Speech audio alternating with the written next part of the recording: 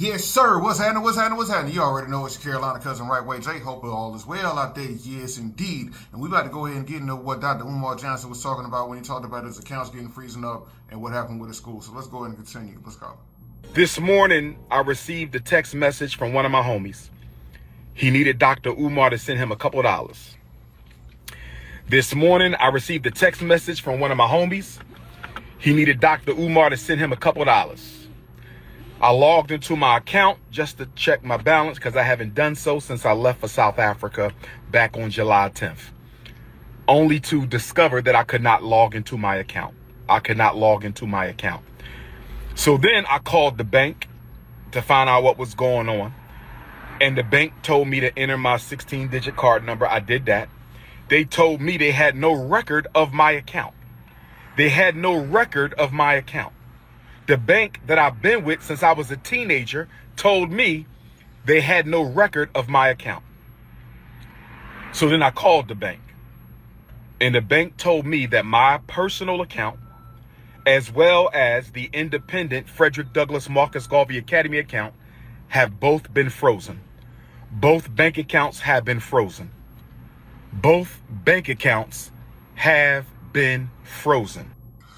Now, let me go ahead and stop right there.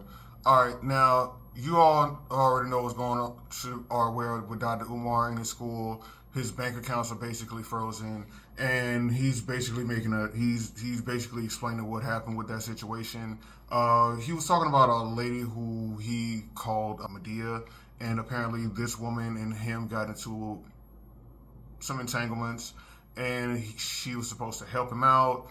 And that story didn't pan out the way it was supposed to. He didn't do what he was supposed to do, and she's basically blasting him out. But we're gonna get more into that.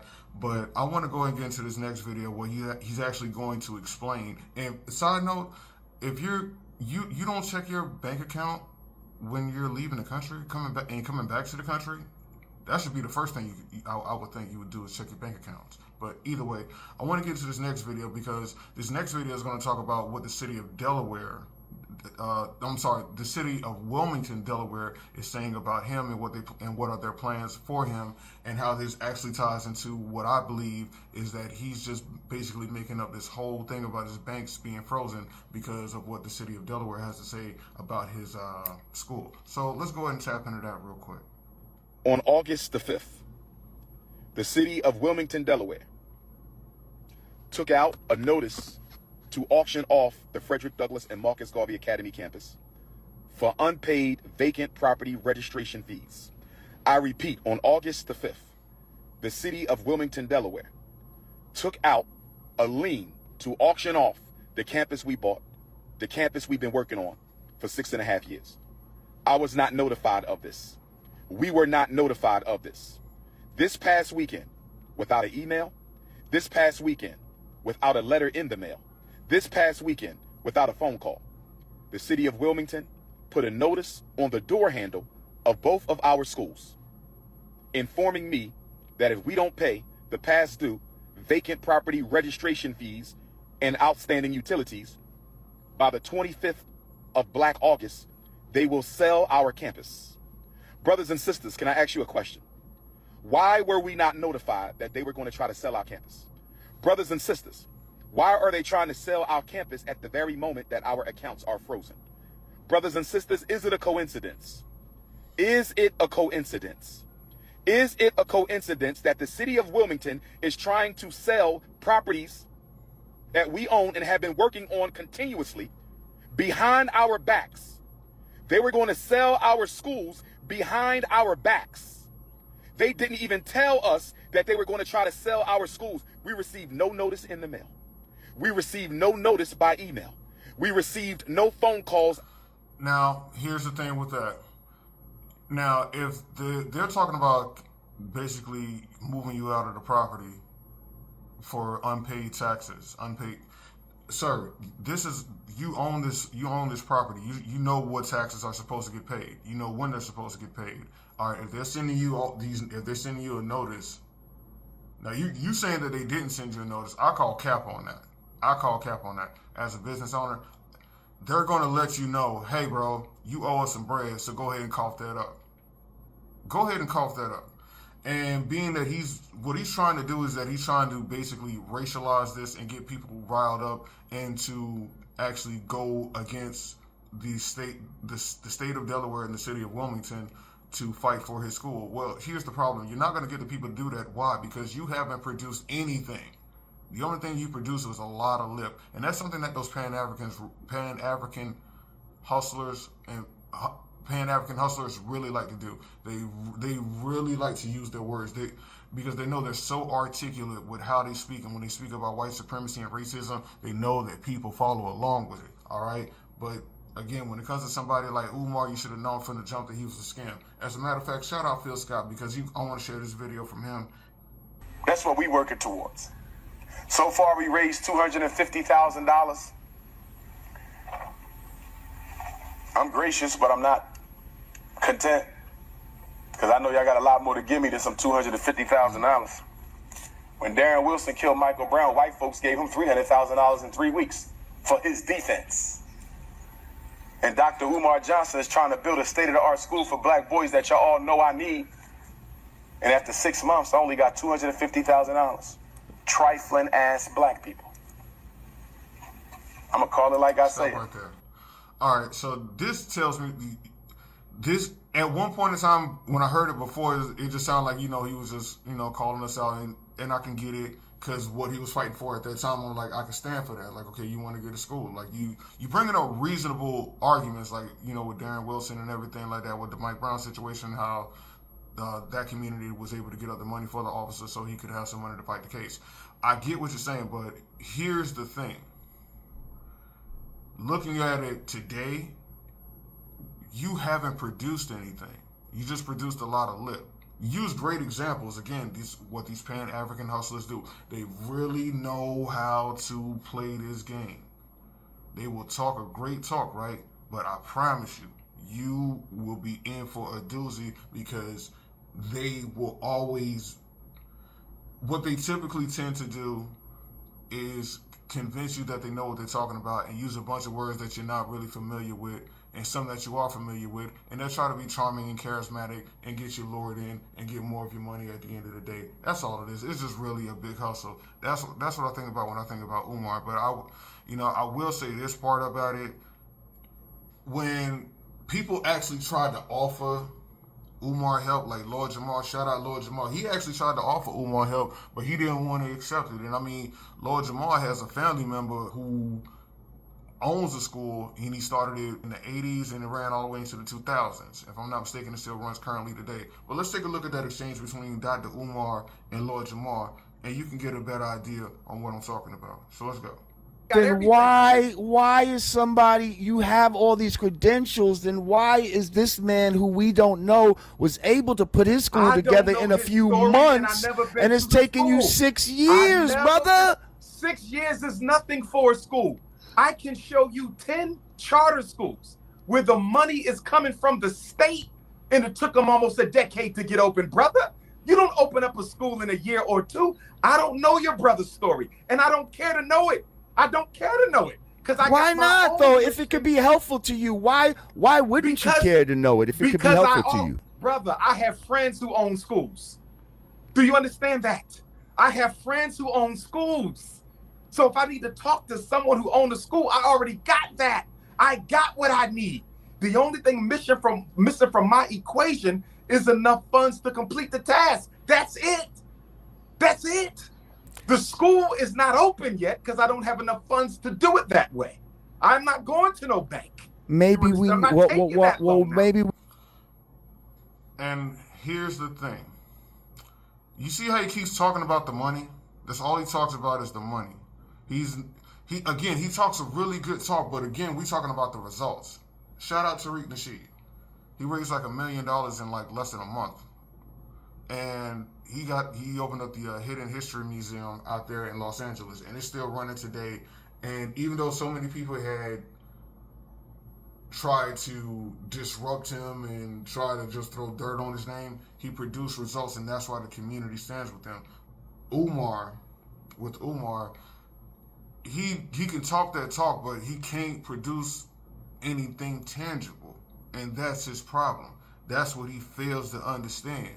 and also the fact that he really lacks in the area of controlling his emotions and controlling his impulses. And like when he speaks about certain women that he's been with, he has a very slick tongue. And I mean, if this guy's supposed to be the principal of the school, the superintendent, if he's supposed to be running this school, like, do you really want somebody who speaks about the women that he lays down with like this? I'm willing to go to Kansas City, Missouri, and take a lie detector test. And I want the lie detector technician to ask 10 questions. Did he want you to have his baby? Did he want to marry you? Did he want you to have his baby? Did he masturbate in front of you? Did he do drugs in front of you? Did he hit you raw? Did he go down on your funky, sardine, rat-infested, smelling like the worst fish tank never cleaned? Did he go down on you? Do you really want a man like that running the school? Like, this man sounds erratic. He sounds like he is very petty and childish.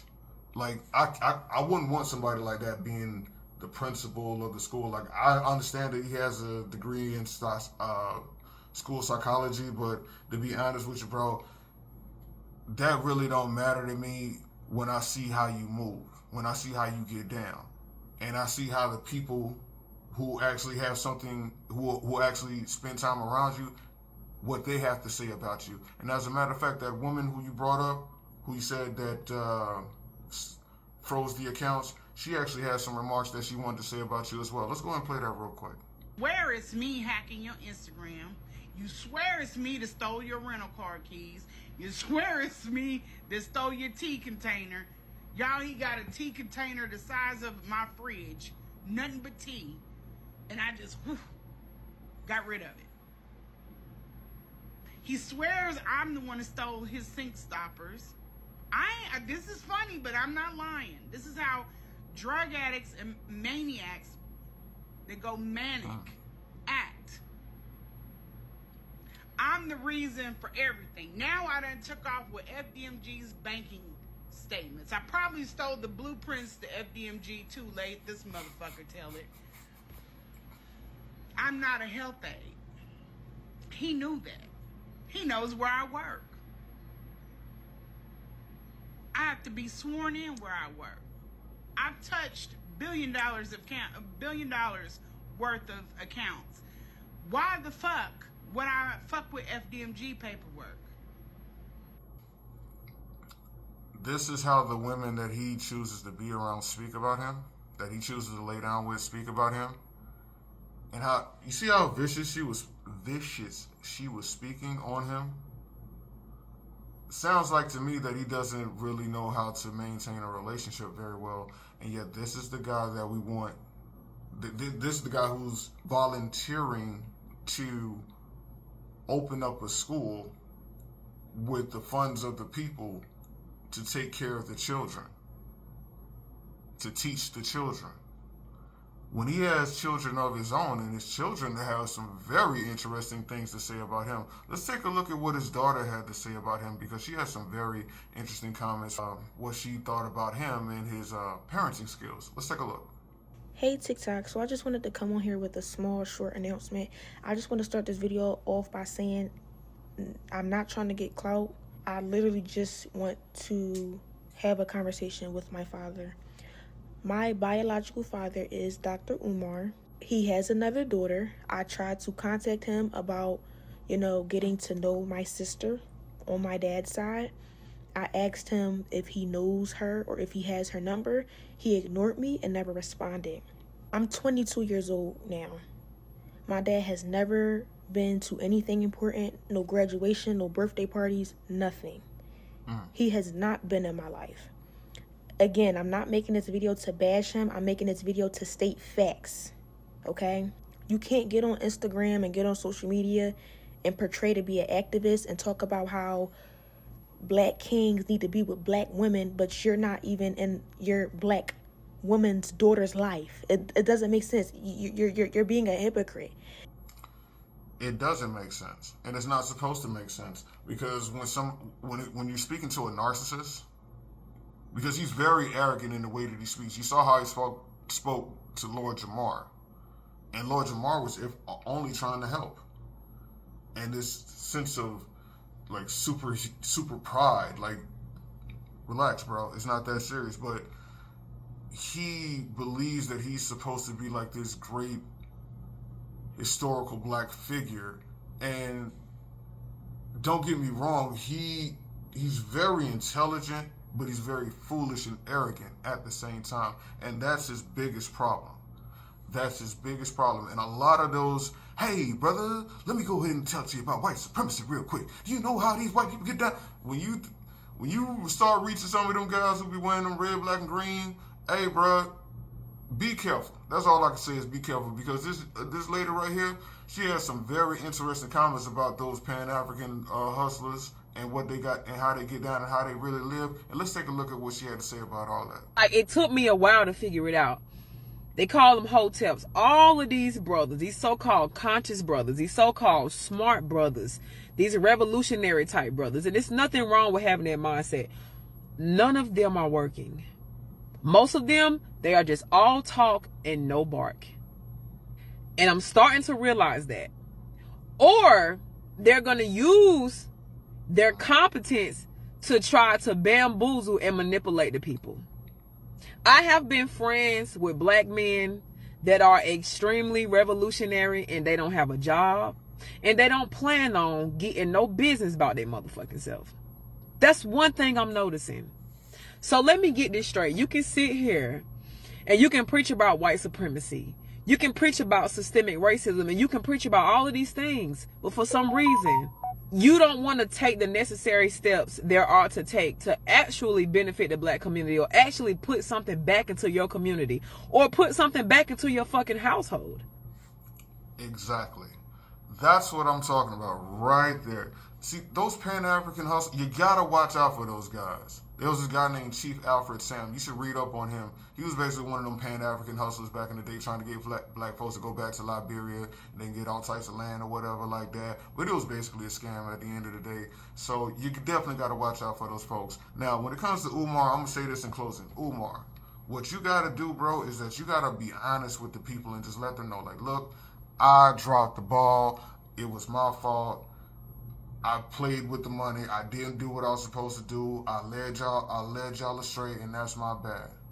If he do that, at least from there will be people who will be like, okay, at least you being honest. Now, there's also gonna be people to be like, I told you wasn't nothing but a lie anyway. You gonna have that. It is what it is. But if the goal at the end of the day is still to get to school, there are people who are willing to help you, but you have to be willing to be humble enough to allow them to help you. Now, will he humble himself? Doubt it. But is it possible? Yeah. But we'll see. But y'all let me know in the comments what y'all think, man. All right, how y'all feeling about this, man? Do y'all think Umar is going to humble himself and allow people to help him? Do you think that he will be open and honest and say, like, hey, I dropped the ball, it's my fault?